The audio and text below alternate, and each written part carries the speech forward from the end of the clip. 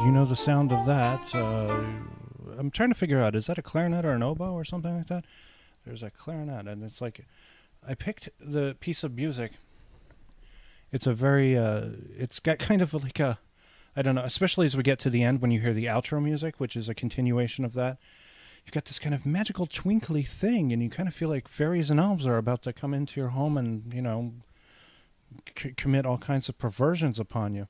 But it's got this kind of, you know, da da da da da da da da da da da da, and then you got bing ding ding bing ding ding. You know, it feels like Christmas is in the air, doesn't it? It feels like you know, Santa,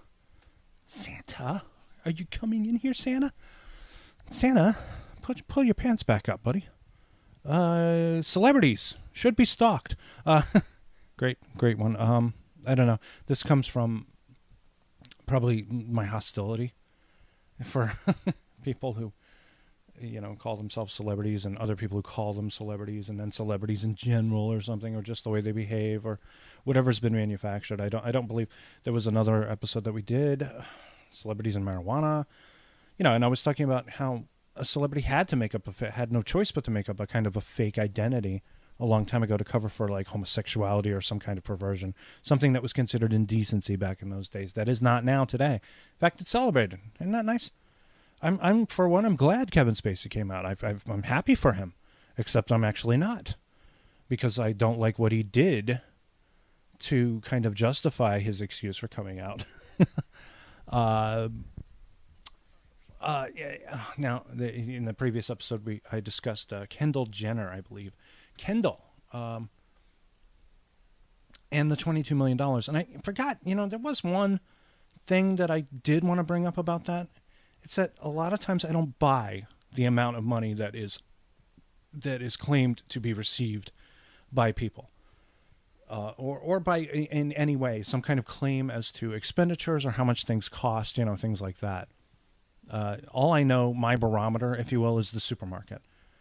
Butter, like a pound of butter, is, you know, four sticks of butter, salted or unsalted, and it doesn't matter what brand, Hotel Bar,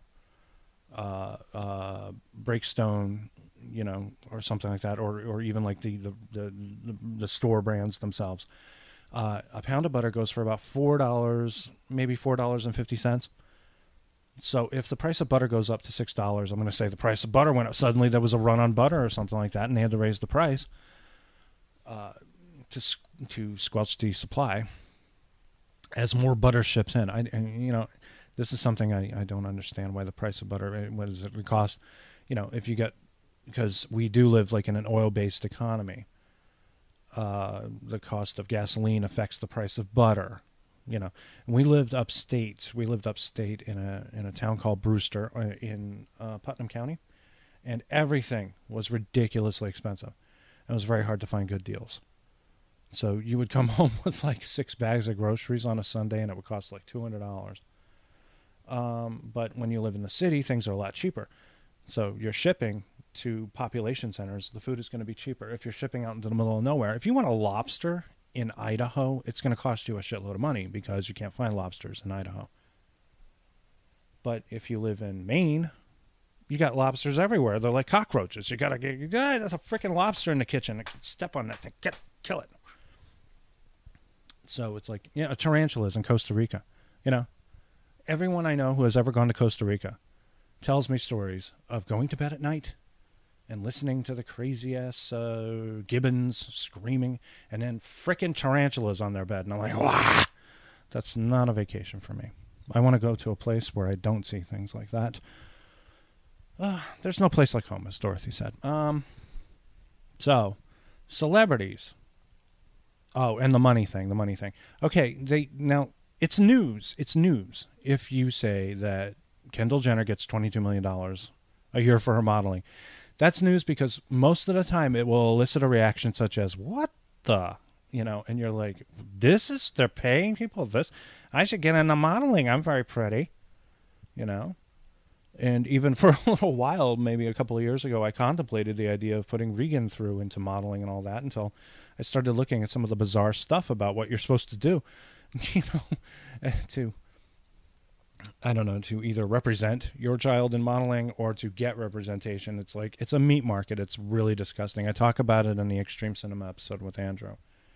Not to mention the fact that they're really stepping up their game in the United States as far as sexualizing children. It's getting into very uncomfortable Japanese territory. You know, in Japan, they tend to do that as well.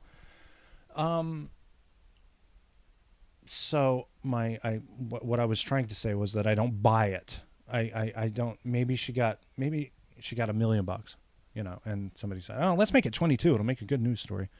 But are we going to verify this, Steve? No. I'll just give Zuckerberg the money and he'll just run it. A couple. What was it? Well, there was an episode, I think, of Extreme Cinema where we talked about franchise pictures, but I know that we talked about it for Two Davids. In the episode about all the smaller companies out there like Vestron Video, New World, Troma, we talked about a company called Franchise Pictures that was run by the actor Andrew Stevens.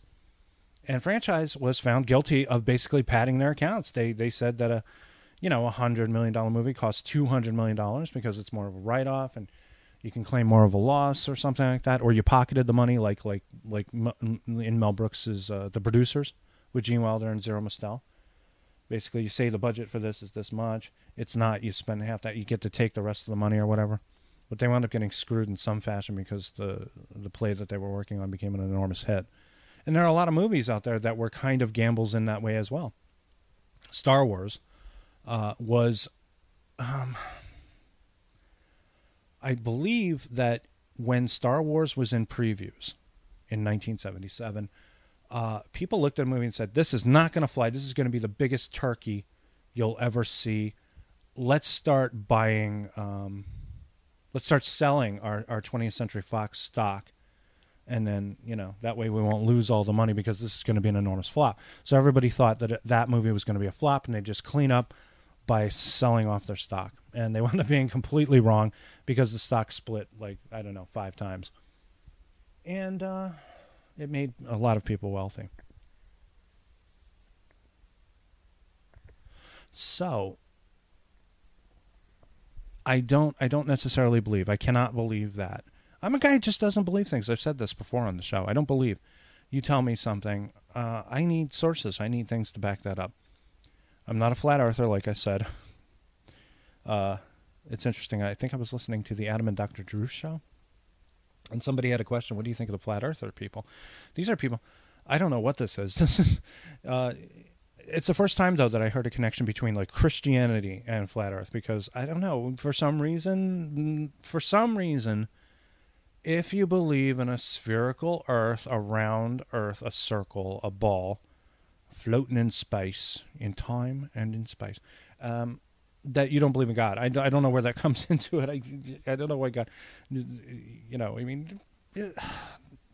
I hate to say this. I'm an atheist, and I'm going to step on a few toes here, but the Bible was written by idiots, okay? I mean, it's like they did not have universities. I don't even think they had high schools. They might have had Hebrew school or something like that. I know there was a whole bit about Jesus teaching the rabbis, as a child.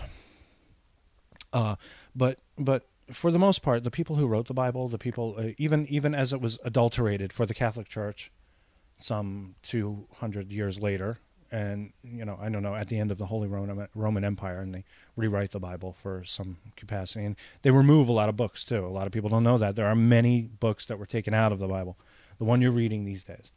But those people and the people who rewrote it and the people who published it, they were all morons, okay? They were idiots. So they're not going to know these things. And it takes people like Galileo and Copernicus, and all the people who didn't subscribe to the "here there be dragons" lore of sailing a sea and then falling off the edge.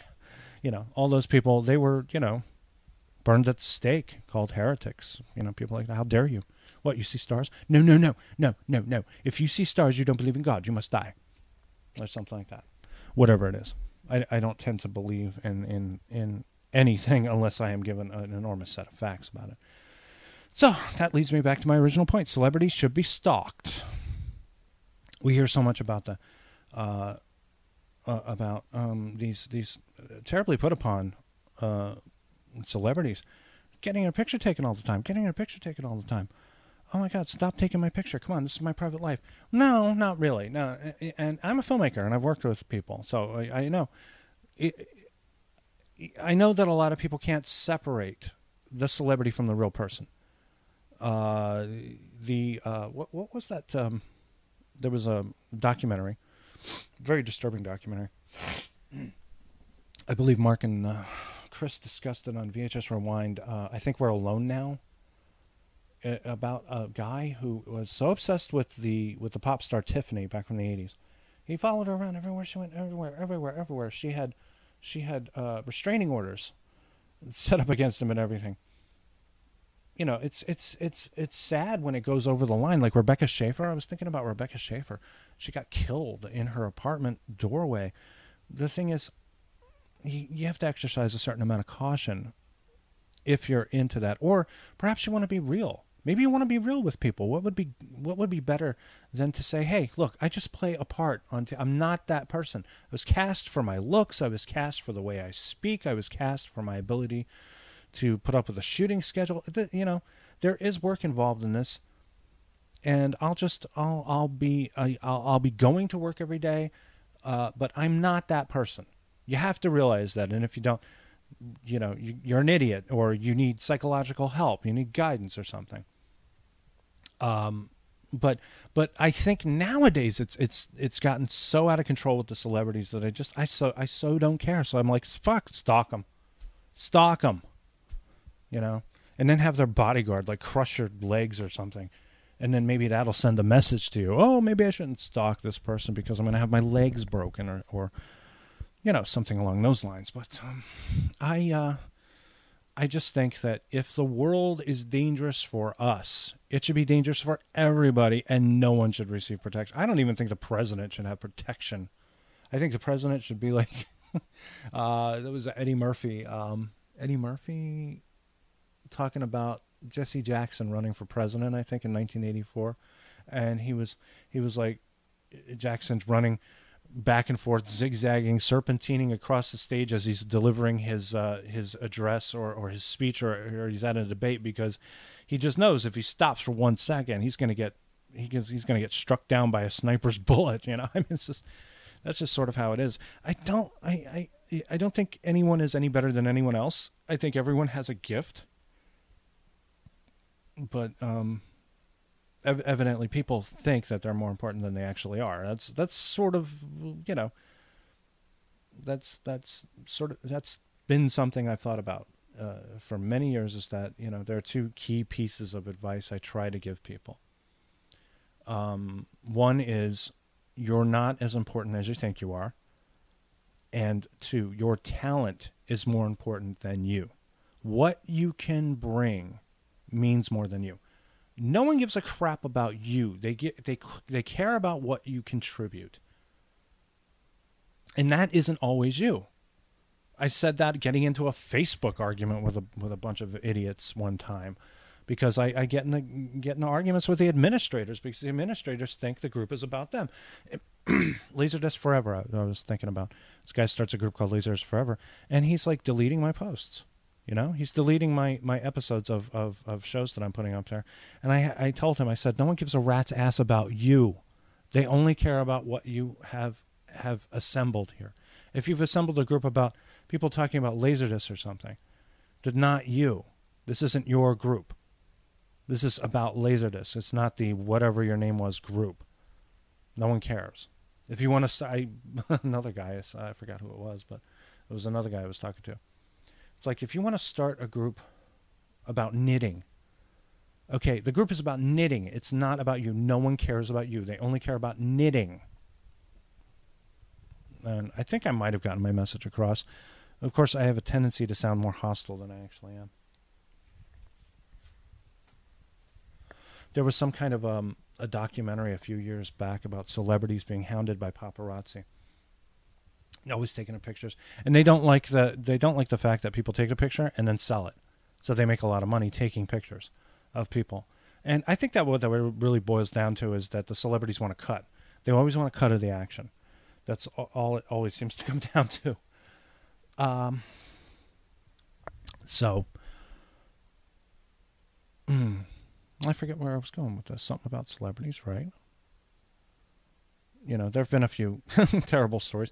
I think all celebrities, really, if they want to avoid people, if they want to avoid break-ins or psychotic obsessives getting on them, they should probably go to New York or something where they're surrounded by people every day. This is something I never understood either. Why do they wear sunglasses all the time? Everywhere they go. It's either like some kind of weird, mystical, backward, primitive logic that says they don't want anyone looking them in the eye, which is bizarre, or that perhaps they're like bats or moles and they're living in dark places, so when they get out to a place that has bright lights, oh my god, it's too bright, I'm going to put on my sunglasses. That's so bizarre. But if you're in like a darkly lit room and you're maybe giving a podcast interview, God bless you, take the sunglasses off. You look silly. Unless you're up all night partying or something like that, in which case every day is a vacation for you if you're doing that. If you're showing up on a Monday morning, or you're not exactly bright-eyed and bushy-tailed Monday noon, and you got to wear your sunglasses or something like that because your eyes are just red from the substances you've taken, something along those lines, whatever it is. The sunglasses are not good for your eyes. So all those people will be blind and old one day. Even the most beautiful of us will be blind and old. I don't know what more I can add to it. I think it helps to engage people. That's the most important thing. And that's why I really like, if I'm not writing or I'm trying to make a film or I'm doing a podcast, it's all anonymous. It's like nobody's going to know. Nobody's going to know. Nobody's going to care. You don't need to know. You want to have an interesting conversation with me, I'll give you that. You might be able to have that. But I don't know whether or not celebrities, the whole notion of it. Apparently, allegedly, a lot of money to be made. Although I don't know if I buy that either. And very little work, or perhaps that's what people think. Unless the actual work is, how do we continue to sell the idea of my celebrity until you become a nothing eventually, and then you're Bronson Pinchot at a Thanksgiving Day parade, and like people are wondering who you are because there are people around you, and they're like, who the hell is that person? I have more to say about celebrities, but I can't talk about it in this episode. I'll talk about it later. But it seems like I don't know, something happened. Let me see. Could it have been like in the late 90s, early 2000s, where people were becoming famous and I didn't know who they were? So I was like, what? Who are you? Who is this person? Is this person supposed to be somebody famous or something like that? They're certainly behaving as though they're famous. But I think that might have been the late 90s. It had to have been around the time that Destiny's Child became popular, because I was like, what's Destiny's Child? Is that a thing? I don't know. Because, if you listen to a Destiny's Child song or a Beyonce song, they kind of all sound the same. They all kind of sound like this. Everybody's singing like this. Everybody's doing this, and they're doing this all the time. And then somebody's going to go like this, and then they're going to sound like that. That's every freaking song they ever do. I guess I should wrap this one up. Thanks for listening, and this has been the David Lawler podcast, and here is our outro music. Good night.